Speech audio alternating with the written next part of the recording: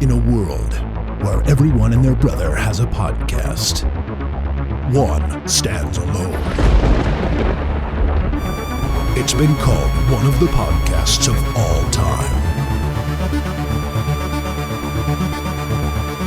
Welcome to Internet Killed the Video Store.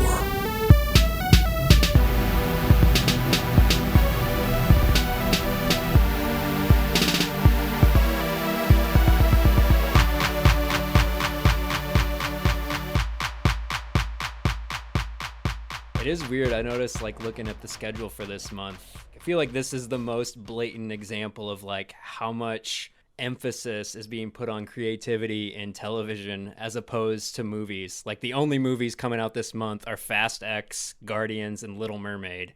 And TV's got Succession and Ted Lasso and Miss Maisel and fucking everything. Miss Davis. Yeah.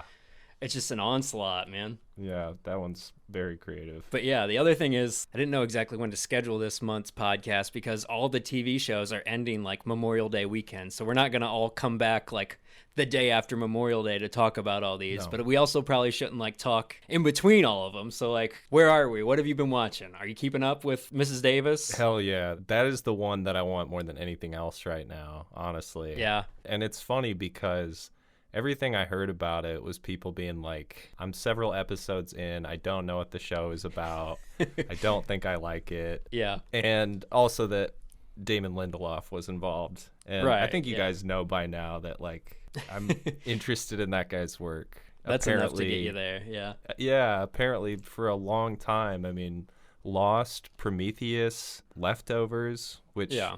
I was just talking to you guys about recently. I loved The Watchmen show. Thought his Star Trek movie was okay, even though people hated it. The Watchmen show was awesome, dude. And I feel like this is taking bits of everything he's done and also just a lot more comedic stuff than he's done before. And I guess I can understand why it drives some people crazy, but at other times, I am truly a little bit baffled by the controversy around it or the hatred for it that I sometimes see.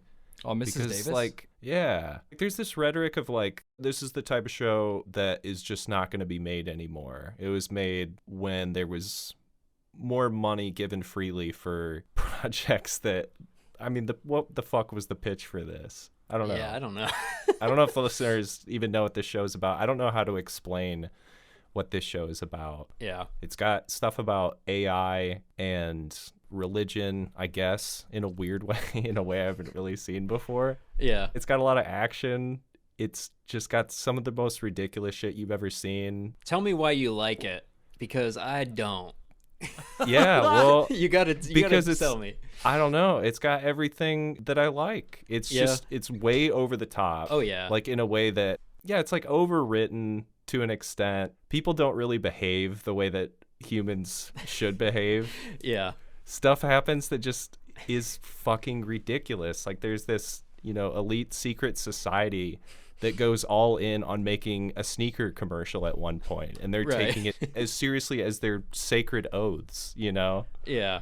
I think it's got a lot of just funny shit going on. I mean, the introduction, I went back and rewatched the scene where you meet the main character, because the first time I saw it, I was like, what the fuck is this shit? Like, yeah. I was with people at that point. And then after watching more of the show, I thought back to that scene. I was like, no, I really like that. I'm going to go back and watch that again.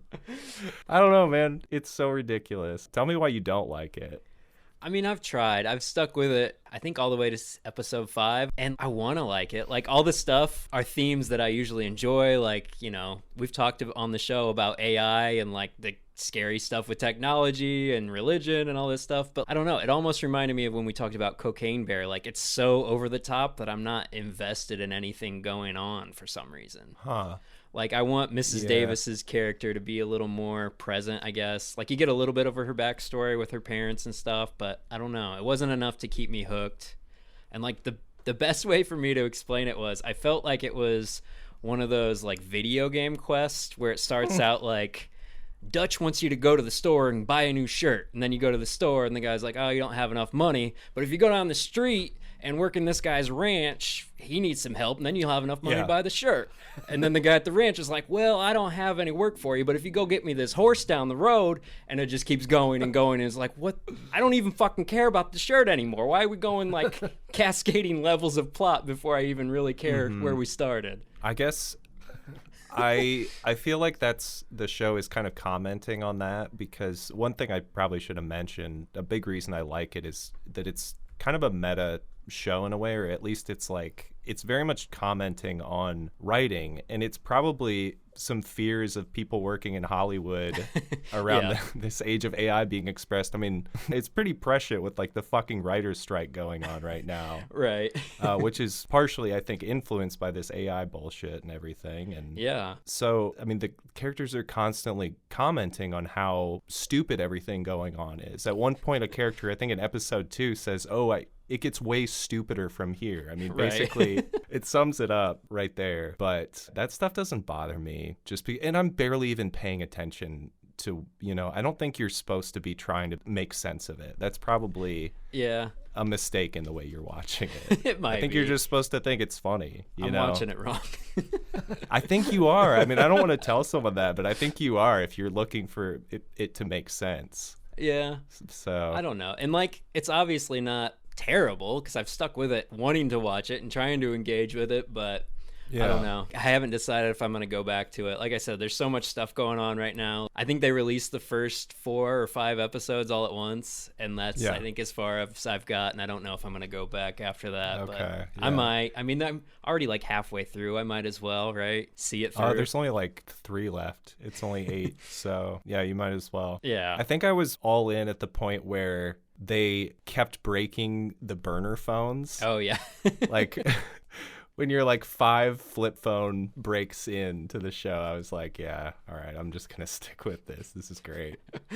So I don't hold it against anyone for not enjoying it, but I wish people did. Yeah, I didn't realize it had a big backlash. I just know it's kind of been the flagship thing on Peacock that they're trying to push with Damon Lindelof and all the resources they've got, but... From what I can tell, people are just puzzled by it at this point. Yeah. So I don't know. And I can only imagine if they did like the traditional week to week. Like if you just got that first episode, like nobody's coming back to that. Probably wouldn't work.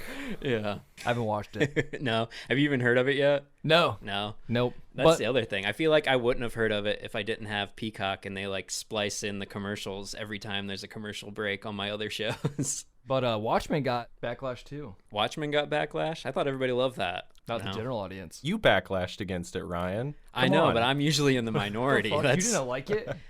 I liked it until the twist. I liked the twist. I didn't like that as much. And I wanted more character. I wanted Shiny Face Guy to have more of a story. Like, it didn't seem like he went anywhere. Yeah, some stuff falls off at the end. I already know who Dr. Manhattan is. I don't need him back. Tell me about Shiny Face Guy or Vaseline Man. Yep. Lube Man. We could have used more Lube Man, yeah. And I don't mean to like give Damon Lindelof all the credit for Mrs. Davis because he's a co-writer or co-creator with someone else that I'm forgetting the name of. And it's never just one person, but you can see his stuff in it. And I don't think anything he's worked on has even been close to perfect. I mean, most of it is very flawed, at least with like Lost and Prometheus, but fuck, I forgot what I was saying.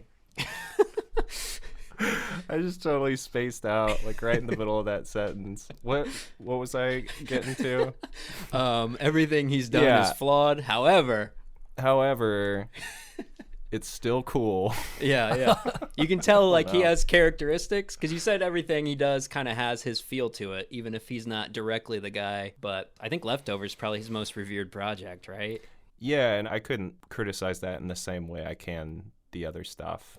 Yeah. I really can't think of a big flaw in that series. I think it's just pretty great all the way through. Do you see this having like a short 3-season run like Leftovers? Or, I mean, what do you think the lifespan is of a Mrs. Davis show? Oh, I hope it's just 1 season. Yeah? Yeah, I don't think it's the kind of thing you should try to keep up. It's a lot. Okay, transition. What do you think about Beef? Is that a 1 season and done? Well, it doesn't seem like it's going to be, first of all. You think it's going to continue? It seemed that way, the way it ended. Yeah. I don't know. You're at the end, so... I did finish it, yeah. Ben, did you watch any Beef? No. No, just spoilers. I've seen it on My TV. You seen of it. Yeah. Seen of it. Yeah, sorry. Have you ever had any road rage instances, Ben? Oh, yeah. Yeah? Yeah. What's your worst? Like where you actually came to confrontation, not just like a flip the bird and yell. I mean, there was one dude who was like trying to get me to pull over on 30 for like 15 minutes. Was like on my ass, flossing out of traffic no matter who was there. Rolled down his window, told me to get over. What did you do so that he started chasing you? I brake checked him. On purpose? Yeah. You were just riding your ass? Were He you was in the riding my passing lane? ass. I was in the passing lane. Oh, Ben. But like we were still trying to get around, and he was just being annoying. So I just put on my brakes real quick, and then he flipped the fuck out. Yeah, that'll do it. I mean, there was one time where I was leaving space for cars on a side street to get out. Nobody was there. Yeah. But the dude that was behind me, there was a stoplight, and he kept like inching up and getting super close to me, like for no reason, because I left a gap, I think. So I put my car in reverse and backed up like 2 inches just to fuck with him. And then as we pulled up to the red light with each other, he like rolled down his window and was like, "Fuck you, motherfucker." He's like, "You're a fucking punk. You're a fucking punk, aren't you? You're a fucking punk. Piece of shit." And I looked at him and I was like, "What is your problem?" And he's like, "Think you're real fucking cute backing up on me?" I was like, "You're the one who's on my ass." And he's like, "You're a fucking punk." And then the light turned green. That was like, it. Never whatever. saw him again. I flipped him off real quick. Yeah. And I don't think he liked that. No. I've noticed in my experience with road rage, worse than the middle finger is when you do the two hands up by your head. Like, you just lift your hands off the wheel and just, like, do the field goal almost. You're just like, I don't have any control over what's happening. What are you doing? You're just a crazy person. You do that? Yeah, that gets people so mad. I had people chase me for doing just No, you that. did not. Oh, yeah, twice. Where'd they chase you? So one dude, we started out over on Lima Road over by Myers, and like the dude cut in front of us for his turn lane last second, and I just did like the hands thing, threw him up in the air in the passenger seat of my buddy's car, and like everybody in the back seat started laughing because the dude slammed on the brakes and he was obviously pissed and got over in the other lane and started following us. And the dude driving was so mad at me. He's like, "You're a fucking asshole. Like, So we're he gonna get talked to beat you? up." No, he just followed us like from Lima Road. We drove all the way around the mall, back onto Lima Road, and like got in the exit lane like we were gonna get on the highway, and then just changed like 4 lanes out of it before he could follow us. But then I was like, I did the exact same thing like 3 years later. Oh my God. To some guy who like cut us off again, and I threw my hands up. And he like pulled his big Tonka truck next to us and like, "You want to get in a fucking fight? You don't think I know how to drive? What's going on, bro?" And I just laughed at him and put my head down. Then what? And we just drove off. He went to Joanne Fabrics is where he turned in. That's awesome. Dang, dude. Yeah, those are my road rages. Max, you're pretty tepid. I can't imagine you getting into road rage instances. There was one instance where I was trying to get to work and this guy was sitting on a green light. And so, and you know, I'm pretty generous with that. It's like, all right, man, give him the little polite double honk. And he gave me the finger. Yeah? And yeah, I was like, the fuck? Right. It really pissed me off. And so I drove around him and flipped him off on the way around. Yeah. And then he went off. He started following me. Yeah. So we ended up on like Coliseum, and this is when I'm working second shift, so it's like in the afternoon. Coliseum is just like packed. We're just in like standstill, not traffic, I guess, but just like at this light, packed amongst all these cars, and he's like 2 lanes away yelling at me like, "Pull over so I can kick your ass." It's like, I'm going to work, dude. Did he really say that to you? Yeah. Wow. He sure did. Do you think these people would actually like, what do you think would happen if you stopped and got out of your car? You think most people would like also get out of their car? I feel like most people would not. They're just there to yell. They're not Yeah. actually going to get out. Yeah. I saw somebody get out once. It was in Miami. And this dude just like, I think he was being honked at to like go through a green light. And he fully got out of his car and like just stood in front of the hood of the other guy's car. And was like, "What the fuck are you going to do about it?" And the other guy just got out of his phone and like hid behind his steering wheel and started Great. recording him. That's awesome. But yeah, that's the only time I've ever seen anybody get out of a car to actually like confront somebody. People get shot over this stuff, dude. Yeah. Like people literally get killed. It's kind of like the internet. Like, it's just easy to be anonymous and yell at somebody and drive away and never see them again. Yep. But yeah, 100%. once it gets real and somebody gets out of their car, then it's like, oh shit, never mind. I don't want any of this. I'd say 95% of people are like, no. Yeah. Never mind. All right, I have one other story. Okay, So, go. We were in what's that place called? Las Vegas for my friend's birthday. What's that place? And we were coming back from a club and we were pretty wasted, and we're like walking down the sidewalk and someone just backs out of an alley really quick and almost hits us. Yeah. And we just kind of like out of reaction did a little bit of the hands thing that you're talking about. Like, whoa, what the That's fuck? it. Yeah, like That's all it takes. right.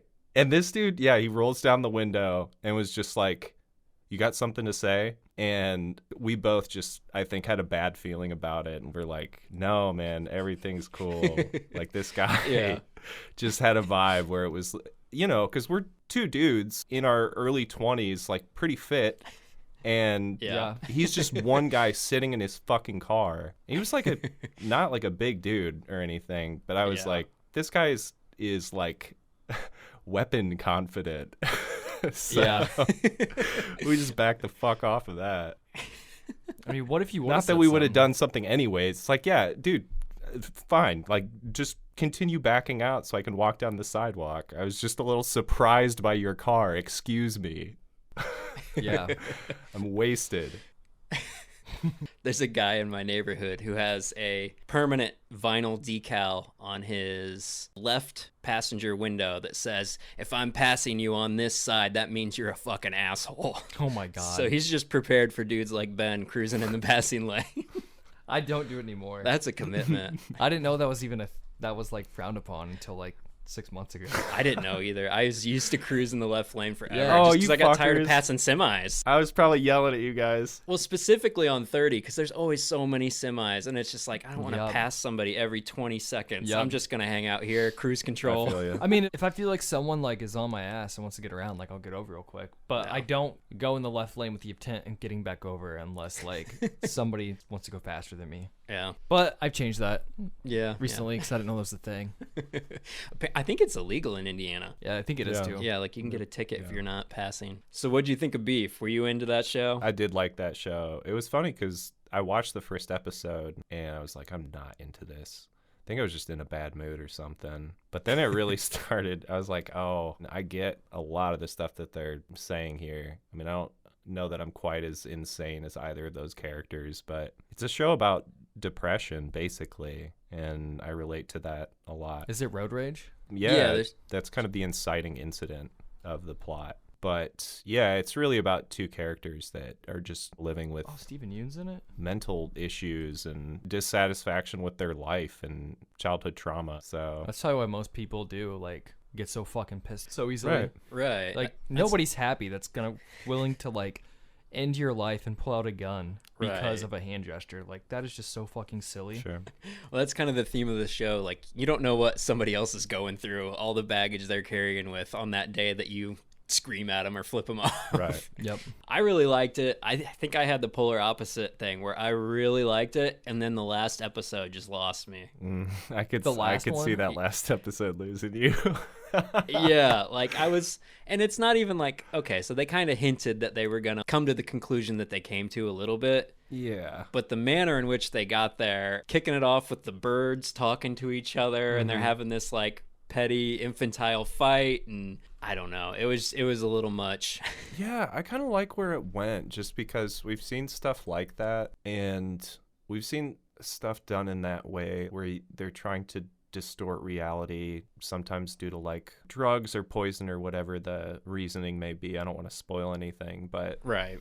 that stuff usually just is so cringy to me. Yeah. But this, I don't know, it was like that thing where it goes on long enough or like keeps coming back around that it started to just take on a different meaning for me eventually. And I liked what they were trying to do with that scene. And I feel like when they put the show together, they were probably picturing the leads playing off each other a bit more because they're really good together. Yeah. And then they're really not acting against each other throughout most of the season. You know, they kind of have their own separate plot lines. And so I think I was just satisfied to see that, because I think they're both great actors, and I liked seeing them actually get to play off each other. So once that happened, I was like, yeah, I feel like maybe that was the original concept, and then it just changed in the writing room or something. Yeah, no, I did like seeing them actually get some screen time together more than just the brief encounters. Yeah. I don't know. It's something about it read cheesy for me. It reminded me a bunch of the season 2 end of True Detective. Maybe just because they're out in the desert or whatever again. And that's where it kind of lost me. But well, True Detective season 2 lost me somewhere very early on. So you didn't even make it to the finale. When you saw Vince Vaughn as his character. When I heard Vince Vaughn say apoplectic, I was like, I don't think I can do it, guys. I'll never forget, like, one of the worst lines I've ever heard read is when Colin Farrell's sitting in his car. He's like, we don't even go to space anymore. Yeah. You told me that the first time you watched it. It's so bad. Just the most melodramatic bullshit. There's no good way to read that. It definitely feels forced. There's no good way to read that line. I did like the music in it. I don't remember. The music in Beef is really good. They got a lot of 2000s radio rock. That's cool. Steven Yen's playing Drive by Incubus. Nice. System of a Down. Hoobastank. I forgot about the Incubus scene. I love that. So many good cuts. I love that. 99% audience. You and fucking Rotten Tomatoes. Always. God, I need affirmed.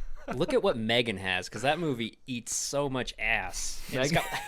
It's terrible, and it's got like a 93%. It's so bad. But it's got, oh yeah, even the critics said it was awesome. Did you even watch it? Certified fucking fresh. It is certified fresh, even by the audience too. So bad. Yeah, I watched it on Peacock. I watch everything on Peacock.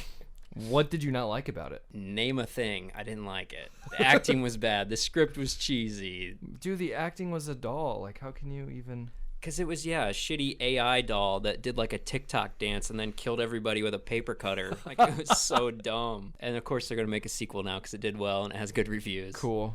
I want to see Air. It looked good. I read really good stuff. Why wasn't it in our draft options? Yeah, right, what the fuck? Because that was spring. Mario wasn't in it either, and Mario's whooping all kinds of ass right now. Oh, God. Made $1 billion worldwide. Air is a 92 to 98. No. Super Mario, I'm pretty sure it's almost as good as Megan. If I had to guess, Super Mario's, I bet the audience loves it and the critics hate it. Yeah, I think that's accurate. Yep. Also, just to do a quick check-in with our draft, I think I gotta say I'm a little disappointed in my top picks performance right now. Wait, what'd you take? Guardians of the Galaxy 3. Did you? I thought Ben took that. No, I wanted to. No. I ended up taking... I think that's my top slot. That's my LeBron. Shit, who did I take? You took Indiana Jones, you fucker. I should have taken Lee. I didn't want to. I regret it. I'll trade you Flash for Indiana Jones. No. Can we trade? Nope. You would I do think that? Flash will do well. I would trade Flash for Indiana 5. I'm not doing it. I regret it. I didn't think about the demo. Indiana Jones is going to bring out all the old people who go to the theaters like Top Gun Maverick did. Yeah. Flash, half the people are going to be like, I'll just wait for HBO Max. Yeah. Or Max. Or Max Plus. What do you think stems this whole like disconnect between audience and critics? Do you think that some of the critics are maybe just like a little pretentious? Sure. Or is it more the audience being too dumb? No, I mean, mean, which one is it? There's this thing that happens in the critic community where it almost has this energy of its own, I think. Yeah. Well, and they're very inside. Like, they know all the behind-the-scenes shit. So they're like, kind of builds this expectation around it. Like, oh, this is going to be a shit show. Did you hear all the stuff they had to do? Right. Yeah, inside information, hearing stuff from your buddy that also works in Hollywood before you even saw the film. Right. But what I'm talking about more is I think that there's this thing, like, you'll hear critics use the term blood in the water about a movie where people are just ready to fucking rip something apart, you know? Yeah. And I think it happens the other way too. I mean, I felt this way around when Everything Everywhere All at Once came out. I think you feel it especially if you haven't even gone to see the movie and you're like, I don't care what the fuck this is. The way people are talking about this, it's like fucking Jesus is here or something. Right. So let's just chill the fuck out. I don't know how useful that stuff is, man. Ben, you got to get off of Rotten Tomatoes, buddy. Yeah. No, I've always used it, dude. You're a rotten tomato. Your brain is a rotten tomato. I love watching a movie and not knowing anything about it and enjoying it, and then looking up the score and it's like a 40. Yeah, all right, whatever. I guess that's my preferred method. Going blind. Dude, I don't know, because Nolan's trying to do that for you. He hides all his shit, doesn't want any trailers out. I found Patriot on Amazon, right? Yeah. And I watched it and I was like, what the fuck is this? It bored me. Yeah. The first like half hour, I don't know. And then I went on Rotten Tomatoes. I was like, what do people think of this? And I saw the ratings. I was like, I must have to give it a chance. So I retried. Right. And that was an instance where I found one of my favorite shows ever, dude. No, that's true. But you had already started it. Yeah. See, I don't like, if we hadn't seen Super Mario, like, oh, what do the critics think? Oh, it's 59. Oh, it sucks. I don't want to watch that. Uh-huh. I at least like to see a little bit of the movie. I mean, I try to avoid trailers for the same reason, because they set a weird expectation of, I don't know. Or think if Ryan had watched like half of Megan and then been like, I fucking hate this. I'm looking up Rotten Tomatoes. And then he saw it was good. He's like, I guess I have to finish it. Yeah. Oh, speaking of trailers, you guys seen the Oppenheimer trailer? I haven't. No, I'm avoiding it. I told you. It doesn't give away anything. Except Matt Damon has a mustache in it. Yeah, that's sick. Disgusting. It is sick. So he's part of the crew now, I take it? Since Interstellar? Yeah, maybe. He's one of the Is Michael Caine in it? How many of the regulars? He's gotta be. The whole crew, like, that cast is ridiculous. It is fucking ridiculous. Like, Josh Hartnett is in it, Josh Peck, like, all kinds of Josh random Peck. people. Yeah. Dude, I'm happy for him. He's gotta be good if no one's putting him in. Like Harry Styles. That was an anomaly, but he was good. Oh, he didn't make it into the crew. Yeah, Harry Styles didn't make it back. But Robert Downey Jr., Kenneth Branagh is in it. Branagh, he's the bad guy from Tenet. Yeah, he's in it again. Oh, he made it back, huh? You don't like him? Kenneth Branagh's tight. He's done some cool stuff. I like him. I didn't like Tenet. I He's like always Tenet. Your He's boy, always trying stuff, you know. your boy, Rami Malek's in Rami it? Malek? Why Yeah. is that my boy? That's Max's boy. I don't think it's anybody's boy, is it? I Is thought that your you- boy? I thought you loved that show. Who's that boy? Oh, Max? Mr. Robot. I thought you loved Mr. Robot. Dang it. Yeah. We haven't talked about that in forever. Do you just remember that from like back in the day? Yeah, Yeah. you were just like so fucking in love with Mr. Robot. That was when there was only one season, and then the rest of it happened. Oh, was it bad? It didn't sustain that Yeah, level. and I heard it was bad. No way. I didn't even bother. Big on the twists. He's not really my boy. I mean, honestly, Sorry. No, it's okay. I've been kind of honestly a little let down because I did think he was pretty cool, Mr. Robot, and then you've got the Queen movie and then his Bond villain, which I mean that's not really his fault, I guess. That's a very poorly written character. He seems to just be weird dude and everything, right? Like, I want to see him do something else. You were maximum weird dude in Mr. Robot, so like Bernard from Santa Claus is in it. Do you remember him? Bernard. He was the head elf in Santa Claus the movie. Oh, cool. You don't remember that? I do, but I don't. I since interesting. Santa Claus, he's bringing everybody back. Okay, but since we're on the Nolan beat, There we go. I was trying to remember where we were at. what Christopher Nolan movie is worse than Tenet? None of them. Exactly. It's his worst one, but it's still a good movie. Name an with the complexity of it and like just being a spy movie. There's nothing else like it. I mean, Inception enjoy is it. exactly like it. It's the good version of Tenet. It is not exactly like it. It's very They're not similar. even dreaming in Tenet. Nobody's dreaming. He's a secret agent the whole time. I guess he's like an agent of sorts in Inception, but I'd argue that it's very different. Max, what do you think? It's okay. No. I remember. You almost said it's okay, and then your memory just kicked in. I think I spent like so much of the movie trying to decide whether I was enjoying it or not. And That's Mrs. Davis. yeah, I was just going to compare to Miss Davis in the way that I may have watched Tenet wrong. But There you go. You did. But I You gotta remember watch it backwards. I remember the scene where someone is shooting a rocket launcher at a building, and then someone else is shooting a rocket launcher at the building, but it's like upside down.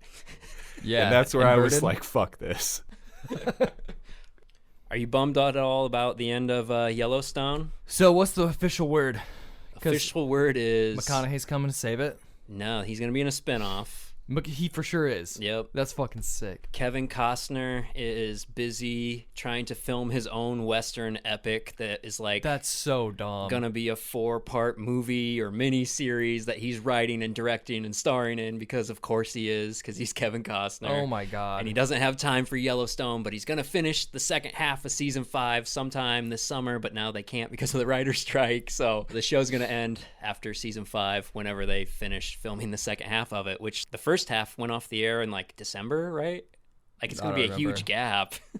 What happened to that guy, man? What a fucking diva. What happened to him? I feel like Dances with Wolves just blew up his head. I think that was it. He won Best Picture. Like, he's a good leading man, but like once he started thinking he was Orson Welles and he needs to write and direct and star in every movie and make them all 3 hours long, it just like got away from him. I mean, what a forced thing, though. Like, I'm gonna write a fucking Western epic. Yeah. How insecure are you, too? Like, you gotta feel like you gotta do it better than this dude. Right. Yeah, there's definitely some ego clash there. And 100%.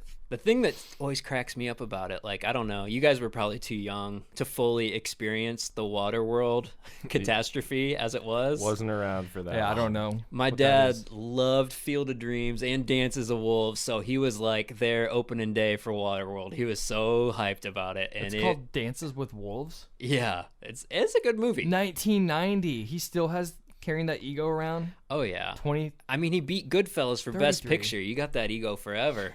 That's fucking ridiculous.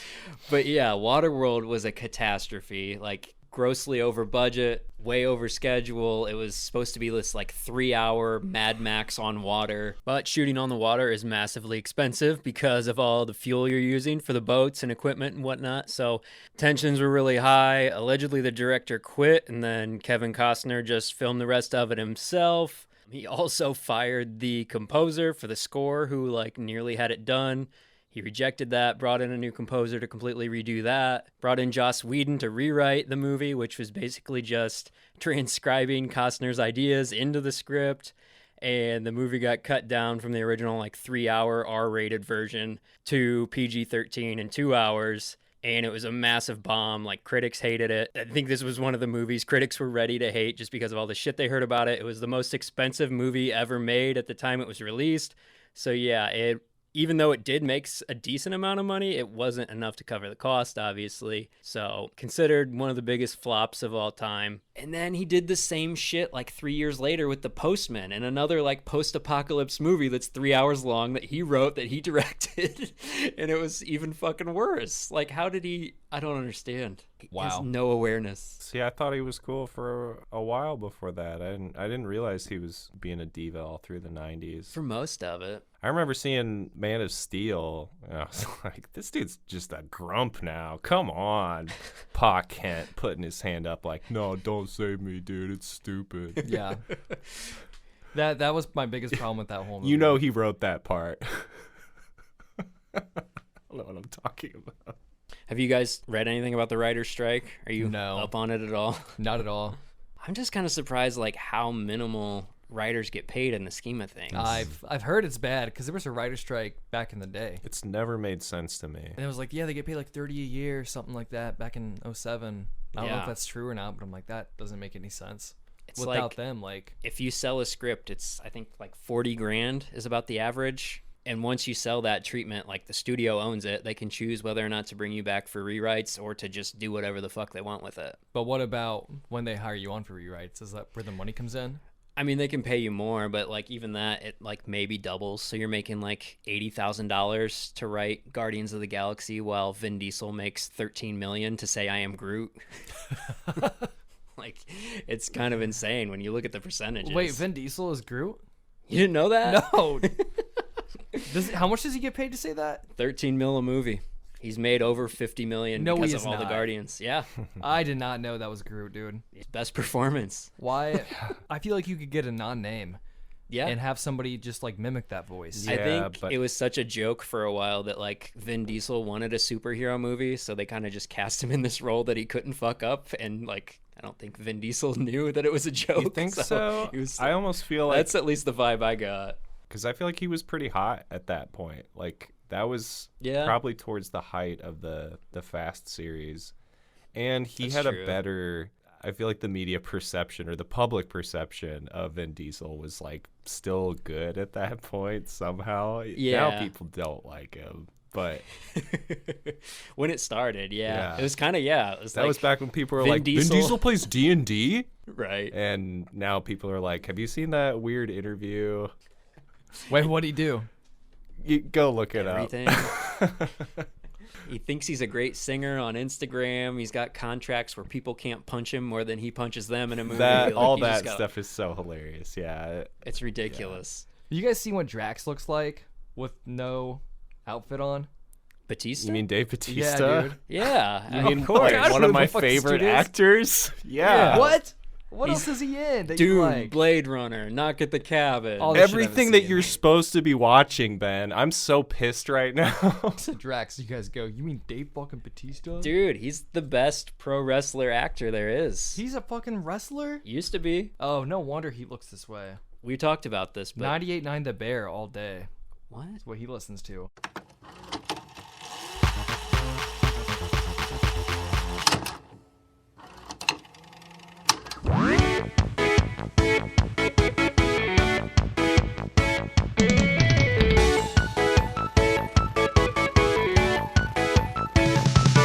All right, so our guest today is Ben Gallaty, bassist of AJJ. What was it like cutting your teeth learning the stand-up bass? That's got to be a pretty sharp learning curve, right? Oh, yeah. Okay. So I first came across an upright bass when I was in, I guess it would have been middle school. I'd been playing electric bass for a while, and my mom's friend was an upright bass player who had an extra one, which she let me borrow and was giving me lessons once a week, which was very awesome and generous and kind of an ideal situation for learning upright bass. But it was really hard, and she wanted me like to learn how to bow properly, you know, and like I guess she was kind of developing my technique for what would later be like performing in an orchestra or something. So I quickly, lost interest entirely in playing upright bass. I was more interested in playing punk rock music and like skateboarding and stuff like that. And then it was many years later, my dad found an upright bass at a yard sale for like $300. This lady had it like in her closet for decades, perhaps. And he got it, he bought it, and he let me borrow it. But this time it was just an upright bass that I got to do whatever the hell I wanted to do with it. So, me and my friends were kind of like, they'd bust out their acoustic guitar and I could just play really simple things. And then, yeah, really honestly, like Sean coming over to my house one day and playing me a couple songs and me being like, wow, like this is cool. You're a great songwriter. And also like, I think I could probably play upright bass along with these songs because they're somewhat straightforward as far as like the chords and like the tempos. So yeah, really like I fully cut my teeth on the upright bass when I started performing with Sean. Soon after we started playing together, we had a show booked, but we needed to put a name on the flyer. So we started going by Andrew Jackson Jihad, and yeah, the rest is history. You have any stories about trying to travel with that thing, getting it through an airport or? Oh my God. Yeah, I've never tried to get my acoustic upright bass through an airport. It always just seemed foolhardy. Yeah. To even attempt such a feat. But yeah, oh my God, so many stories. Like, there was one time I had a show in Tucson, so we were driving from Phoenix. The upright bass, like the head, like the very top, tippy top of the upright bass was actually sticking out the window fully like a foot, It's a short enough drive, just a couple hours. So it's a hassle in so many ways. Yeah. I recently acquired flight case, not so I could fly with it, but just so, it'd be fully protected when we pack it into the Sprinter and the trailer or whatever. But then like you have the upright bass in the flight case. It's like a total death trap. It weighs like over 100 pounds. It's like super awkward. It's just like, I could tell everyone's starting to resent me because like I'm like taking up most of the storage area in the van with this upright bass and flight case. So more recently, I have an electric upright bass that I've been touring with, but so much easier to fly with, especially. Yeah, definitely. So you mentioned getting into punk at an early age. Do you remember what your kind of gateway into that whole subculture of DIY music was? Yeah, it's hard to say what the exact first exposure to it was, but 5th and 6th grade, there were like two things that kind of just made me aware of it. And one of them was not long after Cheshire Cat came out, Blink-182, just one state away, they were playing a show. And like they had this building at the Prescott Fairgrounds, and they'd played a show there. I don't know, maybe some local bands on it. I'm not sure. I didn't go to the show because I was too young. But my sister's friend went to the show and he let her borrow a copy of Cheshire Cat on CD. And I made a tape of that. I dubbed a tape of it. And I just like fell in love with that album, listened to it a million times. And then also like we didn't have cable. So like we had this like family vacation we took to Carlsbad, California. And it was quite disappointing for my parents because we just like in the hotel room, all we wanted to do is like watch MTV because we didn't have access to it. So like we're at the beach, they're like, let's go outside, let's go play on the beach. We're like, screw that, like we're watching MTV all day long. And that was at a point in time where like Longview by Green Day was playing, it seemed like, a couple times an hour or something. So, and then my sister pressured me. She's like, you got to buy that CD, like you need to buy that Green Day Dookie album. So I got a copy of that. And, I think that was like kind of the intro. And, over the coming years, dug deeper and deeper, finding out about more obscure stuff. And then I've also, like, I feel now kind of backed off somewhat. Like, like it used to be like, that was like the goal is like to find the most obscure thing, like by the time I was in high school. But I think I'm somewhat over that now. So we recently did like a March Madness bracket of the best albums of the 90s. Mm-hmm. So do you have like a personal pick you'd put as your 4 number 1 seeds? For best albums of the 90s. Yeah. Okay. I could probably can you just partly to buy time, but could you tell me what ones made your list? We had Dookie, Weezer's Blue Album, Nevermind by Nirvana, and then our 4th was Illmatic by Nas. Oh, nice. Okay. That's a good list. Blue Album by Weezer was huge. Just like different times in my life, it came around and just was this like wonderful, like kind of warm blanket or whatever. But then I don't know, there's this thing about Weezer that I realized pretty cringe lyrics. My favorite albums by them, it's just like, oh, whoa, he is saying that. Yeah, okay, look up the lyrics, like, yeah, all right. So I don't know if I love the album, and there are some great songs with great lyrics and all that kind of stuff. I think I might choose Pinkerton over the Blue Album, but I don't think I'm going to add that into my top 4. I think for me, I don't know, this is just kind of like, hot take or whatever. So if I give it more thought, I'd probably change it, but I would probably do Rancid and Out Come the Wolves. Mm-hmm. I think I'd go with Purple by Stone Temple Pilots. I'm not positive if Battle for Los Angeles by Rage Against the Machine came out in the 90s. Yeah, we had that one on there. Okay, yeah. That's a wonderful album. And then, I don't know, I mean, there was like, I'm trying to think of some of the more obscure stuff, but I don't know. I'm going to save that last one. We'll see if I come up with it before the end of this interview. Okay, that sounds good. So what was it like growing up in like the music scenes in Arizona? Did you do a lot of traveling to California to get that kind of exposure, or is there a little bit of a local scene there? Yeah, both things happened. So I grew up in like northern Arizona, which is Chino Valley specifically, but it's near a town called Prescott. So I played in this band called the Substandards when I was in high school. After high school, I moved to Phoenix. But the Substandards would play with some bands from Prescott. Some bands from Phoenix would come. Like I'd mentioned, there was a spot at the Prescott Fairgrounds. There was like, I think it was called the Mackin Building. For a while, they would do shows there. It was like kind of a DIY-ish space, I guess it was just like you could rent the building and you could just do an event, So like some punk kids realized like, oh, well, we can just rent this space. I don't even know if there was a stage or if it was just like all linoleum floors and like I think like the fluorescent lights were kind of just like on the whole time, It was not like an ideal situation, but especially for like an all ages show, it was like the only spot you could do a thing like that. And then I moved to Phoenix. My band, the Substandards, kept playing shows locally. It was rough. We had a hard time booking shows, and then nobody'd show up. And then the club owners would be like, what the hell, why would we book you again? And also we were just like total assholes. Like we would get drunk and be obnoxious, and we just ended up petering out. But then it was like I hadn't done any touring really. And then it wasn't until like AJJ started. Yeah, I guess it was our first tour, like probably 2005. And I think that was the first time I ever played a show that like wasn't in Arizona, Nice. But we started playing like, California is really nice because it's just right there. And there's a lot of cities in California. So I think it's a really ideal place to kind of come up as a band in Arizona because it's like a little bit more affordable and there's kind of like a supportive, scrappy music community. But then if you ever want to like take your shot, you can like make a trip over to California without too much effort. Right on. Yeah. So Sean has an incredibly unique writing style. Like everything just sounds so spontaneous and kind of stream of consciousness. What's it like writing alongside that and collaborating with him? Well, yeah, it's awesome.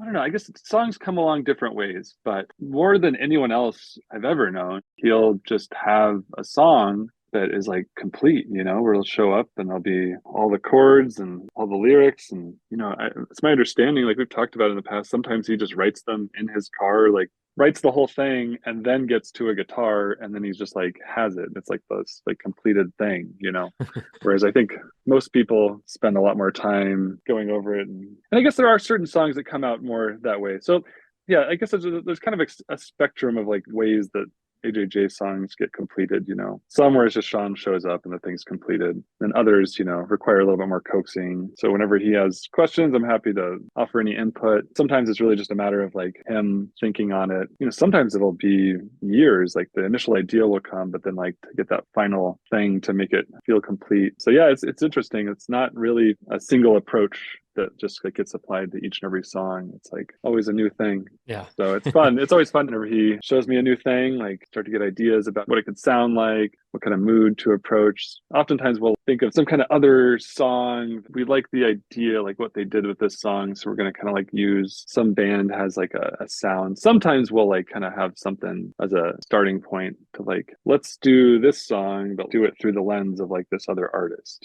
like Goodbye, Oh Goodbye was, there's a Brian Eno song. Is it like Camel Through the, let me look it up. Sorry.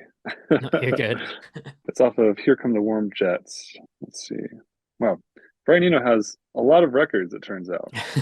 Yeah, Needles in the Camel's Eye. That was kind of like the spiritual sibling to Goodbye, Oh Goodbye. Like lyrically it's not the same, but like kind of like the sonics are like kind of similar, or at least that's like a point of inspiration. So you guys started out with a very unique folk punk identity. Was there any hesitation with the band going electric, or was it just kind of embrace the change and the people who like the core of what AJJ is will follow us? Yeah, I'm trying to remember back to what the feelings were at the time. I think we were mainly just looking to like expand the sound. Even at the very early stages of the band, we were trying not to like repeat. We didn't want to like come up with just this machine that everything sounds similar. We had to like find a way to set one record apart from the previous one. So like whether that was the way that we wrote it or where we recorded it or the instruments we used, because we've always been inspired by so many different genres. We're all big fans of music. So we're always trying to like find ways to incorporate and get into the fold a lot of other inspirations. It wouldn't have been as much fun for us if we just continued on, created limitations where each record we make has to be acoustic guitar, upright bass, and then like maybe a couple extra instruments. I think that we would not be around anymore. Like I think we would have petered out if we had just stuck with that same formula. Well, did you see, I'm not sure if you're familiar with the Hard Times. Did you see that they went through and ranked all 7 of your guys' records? I did see that. Yeah, that was, that's really awesome. It's great to get a nod from such a cool, cool website. I love their satire. It's yeah, I don't know. And like based on like the comments that I did read, it's very controversial, I would imagine, to a lot of our fans. Yeah. Do you have your own personal favorite? Generally it's the one that we're working on, like the most current thing, just because it's like exciting and new. And if it wasn't the newest thing that we were working on, then I think that would be a sign that like maybe we should stop working on new things or like we didn't work on it enough. But yeah, like I fond memories and associations with all the albums. I don't even know if it really has to do with the way they sound or what's on them. It's just, for me, it's more just this was this period in my life, so like I can't separate all the things that were happening in my life and all the things, there were certain moments that were kind of like big steps for the band, doing like more extensive touring. Like I associate Knife Man era with like kind of our first trips over to Europe. So I don't know. Yeah, like the newest album is my favorite, but to choose out of the other ones, I feel like it would be something like choosing your favorite child. I just would rather decline. So I saw you guys are booked for this year's When We Were Young Fest in Vegas. Have you scouted out anybody you want to see while you're there? I don't know a ton of the bands on the bill, honestly, but I know that Joyce Manor's playing it. Right. Fucking Green Day and Blink-182, the ones that I there you mentioned, go. like the two bands that kind of introduced me to punk in the first place. But yeah, I don't know. Like there's a million bands on the flyer. There's a lot. There sure are. Absolutely. I'm sure they're all going to be wonderful. I look forward to, like, I'm going to make an effort to check out different stages and see different bands and like hope to be surprised by something that I hadn't listened to before. But it wasn't when I was young, except for the headliners. Like that was when I was young. But then the rest of them, I think, is for somebody that was young a couple years after me. Who do you think gets top billing? Is it going to be Green Day, or is it going to be, since Blink is doing the reunion, are they going to get to play last? Oh, I think they should have stages on alternating ends. And they should go song for song, and then like Yeah. the final song, they'll both play at the exact same time. That sounds good. I like that. I mean, that's what I would vote for if it were up to me. So you mentioned some weird venue setups. Do you have like a weirdest or worst show experience of getting drawn into like I think we talked to Roswell Kid about playing a show in a abandoned Days Inn. Do you have anything like that? Whoa, abandoned Days Inn. I don't know. I probably do. Let me think. What kind of weird shows have we done in the past? Hopefully you're able to edit this down a little bit. Yeah, no problem. Okay, cool. I do want to think about this. I want to come up with something because I know that we played a lot of weird shows. There was one time that we played, it was our friend's daughter's 4th birthday. That was super fun. We like learned some Raffi songs. We just like played in the living room at the birthday party. And that was also the same day we decided we wanted to do 4 shows in one day in Tucson. So we played at our friend's daughter's birthday party, then we played a record store, then we played like an all ages venue, and then we played a bar that evening. I know we've done some like outdoor shows. Oh, well, we did. There's on YouTube, you can find a video of us playing on the light rail. That was pretty fun. Set up by Kimber Lanning, who runs Stinkweeds and stuff. So that was a super fun, weird show. We played, I think it was in like Thousand Oaks. It was like a hiking trail. Some kids came out, they set up the show, and it was just like outside and acoustic. That was pretty fun. I didn't even think about the acoustic aspect. You can kind of go guerrilla warfare and just set up wherever, can't you?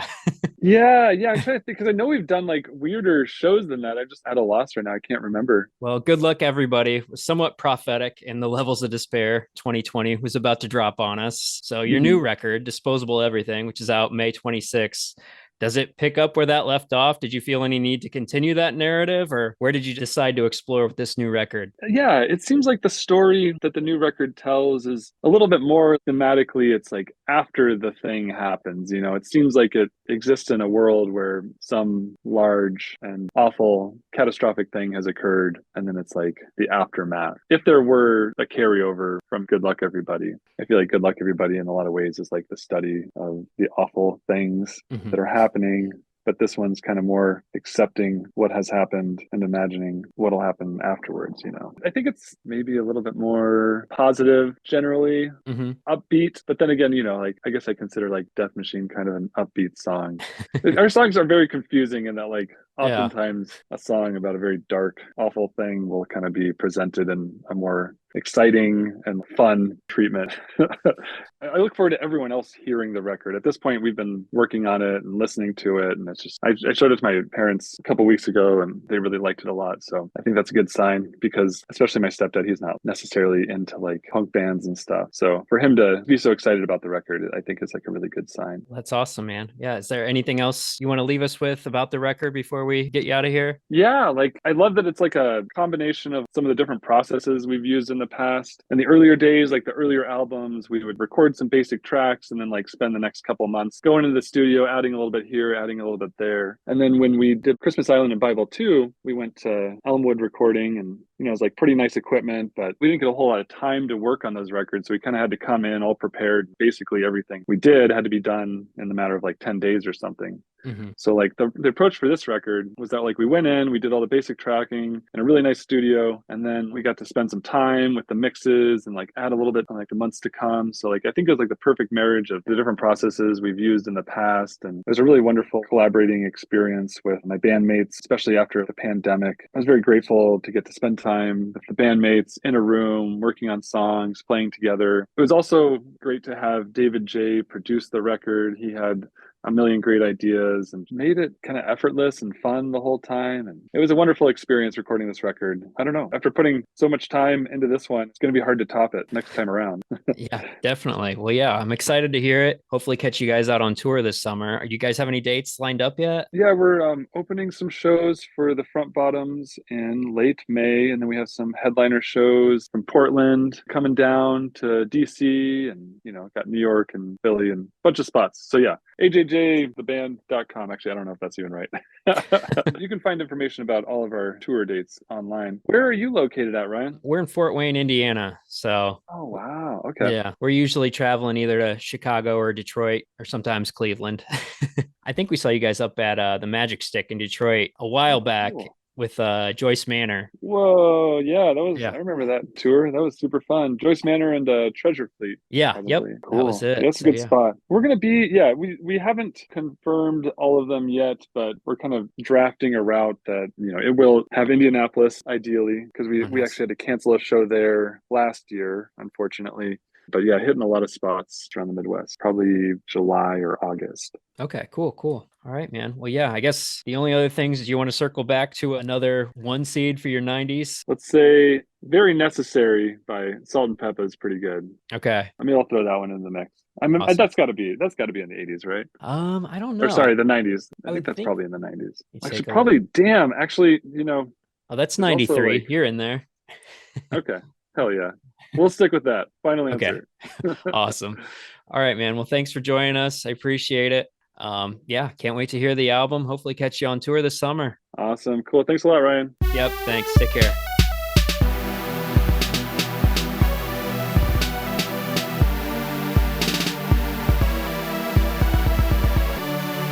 For more, visit internetkilledthevideostore.com.